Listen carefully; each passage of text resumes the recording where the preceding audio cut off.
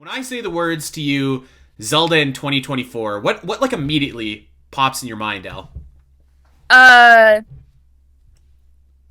that's a tough question. Like, I have a few things that pop into my head, but like the first thing I would want to know is if they're working on a new game, I guess. Right. Um, I Why? What's the first thing that pops into your head? the first thing that pops into my head to go back to answer what you just said. I have no doubt in my mind. I have no doubt in my mind that they are already working on the next big open world 3D Zelda game. I feel Mm-hmm. like the lack of DLC for Tears of the Kingdom to me just like sends a big bat signal into the sky that just says like the next game is being worked on. Mm-hmm. But I think that it is like obviously reaching for that to expect that to come out next year, right? So like I don't think that's Right. even Yeah. possible. No, I was thinking more like a confirmation or news. Right. And we can definitely get to that. But when we talk about Zelda in 2024, the big thing that pops into my mind, the only thing that pops into my mind, Switch 2. Okay. The status of the Switch 2 I think depends like everything revolves around that, right? Mm-hmm. So if everybody remembers, some podcast host that has a Zelda podcast and a Metroid podcast and a podcast about video game movies and the stories that shape them was just like, this Switch 2, they're gonna reveal that in like the latter half of 2023 because what the hell else do they have in 2024? And I think they Mm-hmm. should have because I think that sentiment is still accurate. There's nothing for 2024. So depending on when the Switch 2 is announced, and like I have to believe it's going to be announced this year, right? Like, is there any world that it's not announced in 2024? I don't think so. Like, it has to be. There's literally nothing except for maybe that Peach game that we keep mentioning, but Even I that's in like can't a month. I can't even think of anything else. So like they've got a direct in February usually. So I don't know, maybe February is the time. So let me ask you another question. Do you think there's any possibility that the Switch 2 does not actually release in 2024? I feel like there's a small possibility, but like I feel if Nintendo wants to keep the momentum that they've had since the Switch release, it has to come out in 2024 or they have to give us a much better lineup for 2024 for the Switch, like to end out the Switch. Right. So I think we're about on the same page. And that is where I feel like everything revolves around the Switch 2. Because Zelda in 2024, I feel like is I don't know, maybe in like an in between period where like Zelda kind of introduced the Switch and then for all intents and purposes gave it its big swan song in Tears of the Kingdom. So like I don't anticipate that Switch 2 is going to immediately have like some Zelda content on it, even if it launches in 2025. I don't think so. Mm-hmm. So this is the scenario that I see for 2024. There's two scenarios that I can see in terms of games. Um, First, and let me rephrase. There's two scenarios I can see in terms of games being released in 2024. The first scenario, and I think it's the more likely scenario, and I know that people aren't going to like to hear this, but I think that nothing is released in 2024. Zelda I wise? Zelda wise, yeah, Okay. unless it's like some crazy like Cadence of Hyrule kind of thing, right? Like Mm-hmm. I don't see it. Now that could always happen actually. So I guess there's three options. One, crazy release that nobody sees coming. Right. Or I guess you could also put like a Hyrule Warriors in there. Maybe that would happen. Mm-hmm. I don't know. But I think like probably nothing is more likely. Um, Yeah. because I do think that the Switch 2 is going to launch sooner in the year than later. Like I don't know, just call it a feeling, but like I feel like we got to be playing this thing by like summertime, right? I would hope so. I think that would be ideal. And because again, like what is there to look forward to between now and then, you know? I don't know. Like not much, which leads me to my second point. And that is the other scenario that I could see, and people are going to love this, but I don't think it's very likely. But like if the Switch 2 is not coming out until November and you need something to get you through the summer months for the Switch, Hmm.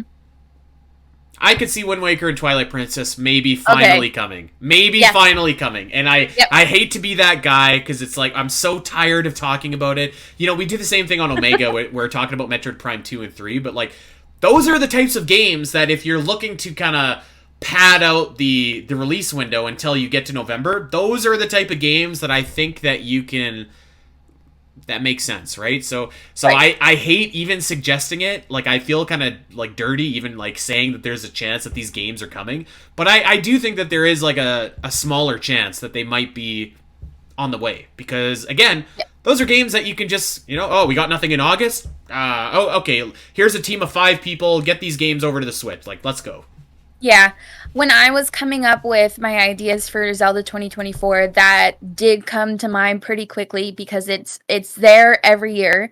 It's there every direct, you know, because it's something that everybody's been like wanting. It's something that you see in the comments all the time on like anything related to Zelda. But then I had a thought and I was like, ooh, this thought kind of makes me not happy or kind of terrified. But like, what if to like wrap up the Switch, and maybe they would continue these services on the Switch too, is like for the NSO they bring GameCube games, and therefore you would have Wind Waker and Twilight Princess, but then it would be the like crappier versions of the games. I love that you said that because I was going there. Okay, but I didn't give it its own point because I thought that, like, you know, you're playing Wind Waker, Twilight Princess one way, you're gonna play them that way. Right. I think that is as likely, actually, as the games being released, where instead of like, because like I was kind of thinking, and actually I was calculating in my head this morning, there are 9 Zelda games on NSO right now, like 9. Like that's got to be like the most games of any. Maybe Mario has more, but like, oh boy. So there's no more Zelda games they could possibly add to NES, no more that they could add to GBA, no more they could add to SNES, no more that they could add to Game Boy Color. Did I miss anything? I don't think so. I think that's everything. Like N64 they had. Oh, N64, that's right. No more that they could add there. So like, what's next? Like maybe bring over GameCube, yeah. Which would be like, that would be a really awesome, I think like that would really excite a lot of people. But then again, it's just kind of like, well, like we've re-released Pikmin 1 and 2, we've re-released Metroid Prime, we've re-released Paper Mario. Maybe there's a few more, like a lot of the games that are on GameCube that people want to play are coming to the Switch as like new games. So I think GameCube games would actually make like a lot of people really happy. But I think it's actually more likely, not by much, but more likely that the Wii U versions get released than rather the GameCube games. But I feel like that would be the overall desire of the Zelda like fandom would be the HD versions because they are superior. There's a lot of quality of life improvements. I think people would be happy with having like a GameCube, you know, virtual console type deal on the NSO, but getting like Wind Waker for the GameCube is not great. It's not ideal. No. It's not ideal. Like even getting Ocarina of Time and Majora's Mask, the N64 versions versus the 3D versions, it's not ideal, but I think they're still good games compared to like when you have the quality of life of the HD versions of these two games, Wind Waker and Twilight Princess. It makes you not want to play the old versions. I'm okay with playing the old versions of Ocarina of Time and Majora's Mask because it's not too much change. It's like graphically better, obviously, but you know what I'm saying? I do know what you're saying, but I think I'm gonna half agree with you and half disagree with you. Okay. I would be fine playing the GameCube version of Twilight Princess, actually. There's not really like that much quality of life improvements. Like the GameCube version of Wind Waker, though. The GameCube version of Wind Waker, that's rough. That's tough. That's very rough. Yeah, the no Triforce Quest, no Swift Sail. Yeah. That's a tough break if that's the way that a lot of people are going to be playing. That's why I'm like. That's why when I was making my statement, I was like, that kind of terrifies me if that's what happens. A little bit. Yeah, a little bit. Fun factoid, actually. Did you know, I was counting today, and I'm pretty sure I got this right. There are 15 Zelda games that you can play on the Nintendo Switch.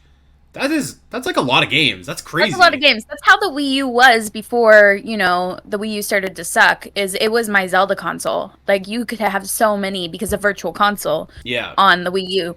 And now the NSO and Nintendo Switch are starting to pick that up, and now it's the Zelda console. So maybe there's a world where the DS comes to NSO DS games. I don't know. I guess it's I possible. don't know how that would work though. I know that like the Switch, I don't play it a lot in handheld, but it's got touchscreen Yeah, it does. compatibility. So I mean, maybe it could work out, but like, Yeah.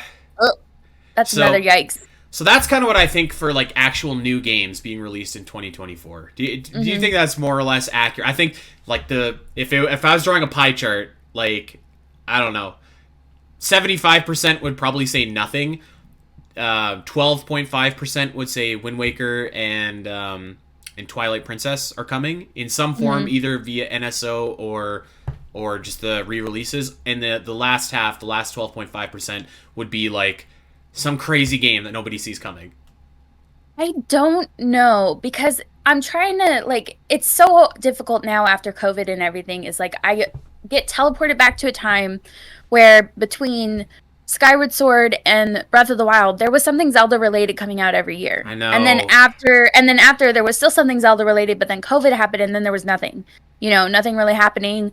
There was maybe DLC for Zelda games, etc., maybe a spin-off here or there, but it started to dwindle and now I'm like what is our new like present look like? Are we going to go back to the way it was? Are we going to kind of stay where we are and make it more quality rather than quantity? I don't know. It's really hard. To push back, actually, like even like that yearly Zelda release, I think 2022 aside, we all know that 2022 is miserable. But like we're here for Zelda. I think you know what I was about to say. Every year had something. 2018 didn't. Actually, no, that's not true. 2018 had Hyrule Warriors Definitive Edition. So, like, every year did have something. Stuff. I don't know. Like, 2019, Link's Awakening, 2020, Age of Calamity, 2021 had Skyward Sword. So, like, you did still have stuff. But, yeah, like, this year, it's hard to see, like, exactly what that's going to be if it's not, like, these ports. And I don't think that, like, if you were to ask me, would you rather have the Switch 2 sooner, or would you rather have GameCube or like the HD versions of Twilight Princess and Wind Waker on the Switch? I'd be like, give me that Switch 2. You know what I mean?